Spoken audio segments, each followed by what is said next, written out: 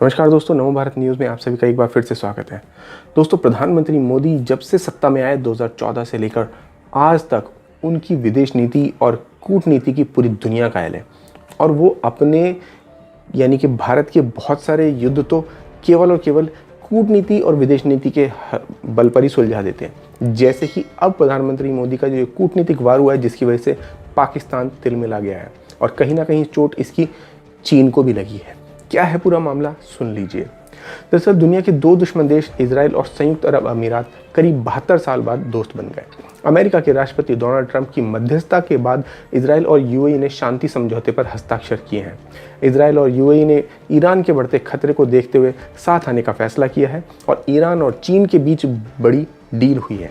चीन और ईरान के इस गठजोड़ का जवाब देने के लिए यूएई ने इजराइल से हाथ मिलाया और इसी वजह से अब इस्लामिक देशों में ट्रंप और मोदी ने मिलकर जो फूट डाली है उसका अब कोई पार नहीं पा रहा है। ऐसा हुए बिना दरअसल भारत का एशिया में बहुत बड़ी शक्ति बनना मुश्किल था और इसका सीधा फायदा अब भारत को मिलना शुरू हो चुका है। इसी का नतीजा है कि नाराज सऊदी अरब को मनाने पहुंचे पाकिस्तान के army chief general Qamar Javed Bajwa को घोर बेइज्जती का सामना करना पड़ा है।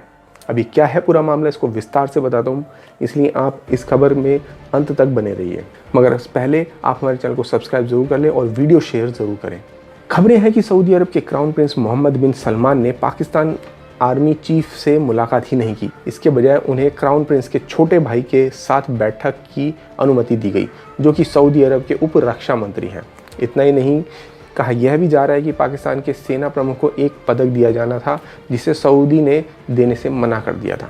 आपको बता दें कि सऊदी अरब द्वारा दशकों पुराने संबंधों को खत्म करने के ऐलान से पाकिस्तान बेचैन हो गया है। नाराज सऊदी अरब को मनाने के लिए पाकिस्तानी सेना प्रमुख जनरल कमर जावेद बाजवा रियाद पहुंचे हैं।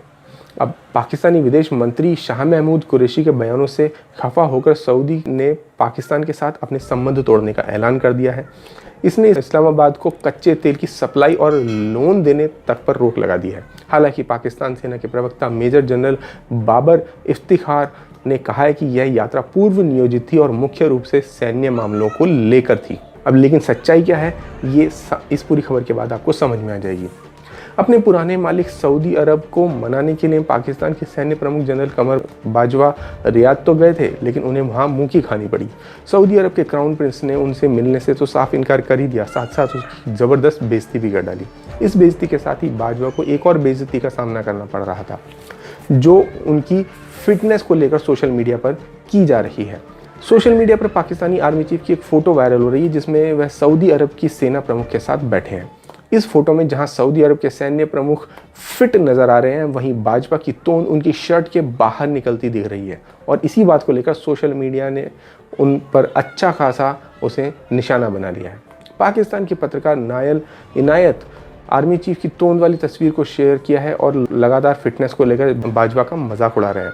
इनायत ने बॉलीवुड के गाने के साथ भाजपा पर निशाना तक साधा है। उन्होंने फोटो शेयर करते हुए लिखा है, तेरी शर्ट दाम है बटन सोनिए। ये बॉलीवुड की एक फिल्म का एक गाना है जिसके ये बोल हैं। इसके अलावा लोगों ने बहुत अलग अलग तरह के कमेंट भी किए हैं। कुछ कमेंट तो ऐसे हैं कि यदि जनरल बाजवा उन्हें देख ले तो शर्म से पानी पानी हो जाए।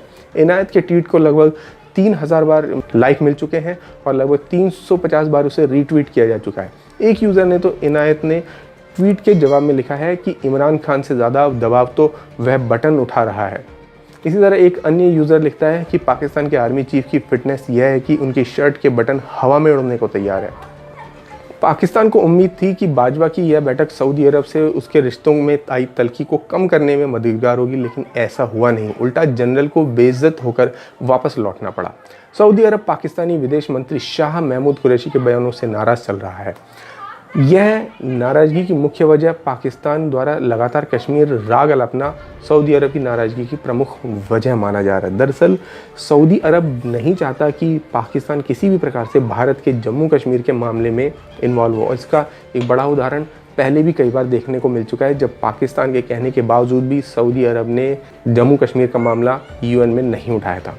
विदेश मंत्री शाह महमूद कुरैशी ने हाल ही में कश्मीर मुद्दे पर भारत के खिलाफ रुख नहीं अपनाने के लिए सऊदी अरब के नेतृत्व वाले संगठन इस्लामिक सहयोग संगठन यानी OIC की आलोचना भी की थी। उन्होंने चेतावनी देते हुए कहा था कि यदि आप यानी कि OIC इस मामले में आगे नहीं आता है तो मैं प्रधानमंत्री इमरान खान से उन इस्लामिक देशों की बैठक बुलाने के लिए मजबूर हो जाऊंगा जो कश्मीर के मुद्दे पर हमारे साथ खड़े होने के लिए तैयार हैं। और यहीं से पाकिस्तान और UAE के रास्ते एकदम अलग हो गए। कुरैशी ने यह भी कहा था कि जैसे पाकिस्तान ने सऊदी अरब के अनुरोध के बाद खुद को कुआलालंपुर शिखर सम्मेलन से अलग किया, वैसे ही अब रियाद को इस मुद्दे पर नेतृत्व दिखाना चाहिए। सिर्फ कुरैशी ही नहीं, इमरान खान भी सऊदी अरब विरोधी बयान दे चुके हैं। 22 मई को कश्मीर में OIC के सदस्यों से समर्थन जुटाने में पाकिस्तान विफल रहा था। उसके बाद प्रधानमंत्री इमरान खान ने कहा था कि इसका कारण यह है कि हमारे पास कोई एकजुटता नहीं है और हमारे बीच सिर्फ विभाजन है। गौरतलब है कि इस्लामाबाद इस्लामिक सहयोग संगठन OIC के विदेश मंत्रियों की बैठक के लिए जोर दे रहा था। इतना ही नहीं, सऊदी अरब ने पाकिस्तान को दिए $1 बिलियन के कर्ज को लौटाने को कहा था। पाकिस्तान ने तय समय में 4 महीने पहले ही इस कर्ज को लौटा भी दिया था। इसके बावजूद सऊदी अरब का दिल पिघला नहीं और पाकिस्तान की तेल सप्लाई तक रोक दी थी।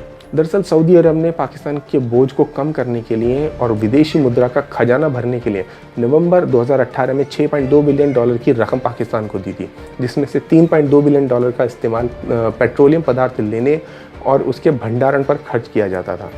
ये डील मई 2020 में समाप्त हो गई, लेकिन सऊदी अरब ने डील को रिन्यू करने की जगह तेल की सप्लाई ही रोक दी और $1 बिलियन कर्ज की वसूली भी पाकिस्तान से कर ली। अब पाकिस्तान हैरान है कि वो आखिर करे भी तो क्या करे, और ये पैसा पाकिस्तान ने चीन से उधार लेकर सऊदी अरब को चुकाया, क्योंकि पाकिस्तान के पास कोरोना से लड़ने तक का तो पैसा भूल जाइए, उसके पास इतना भी पैसा नहीं है कि वो अपनी जनता को 2 वक्त की रोटी भी दे सके। पाकिस्तान को ये झटका उस समय लगा है जब उसे IMF से भी कोई मदद नहीं मिल पा रही है, क्योंकि IMF ने पिछले 5 महीने से किसी को भी मदद नहीं दी है। ऐसे में सऊदी अरब को पैसे लौटाने के साथ ही अब तेल की खरीदी से पाकिस्तान के केंद्रीय बैंक पर बुरा असर पड़ रहा है, जो पहले से ही कर्ज के बोझ के तले दबा जा रहा है। लेकिन इस सब में ये समझने की ज़रूरत है कि मोदी और ट्रंप ने मिलकर एशिया में, या कहें कि मिडिल ईस्ट एशिया में जो गेम खेला है, उसके बाद से पाकिस्तान तो पस्त हो चुका है, साथ ही साथ उसका जो आका, आजकल नया आका उसका बना है चीन, वो भी पस्त हो चुका है।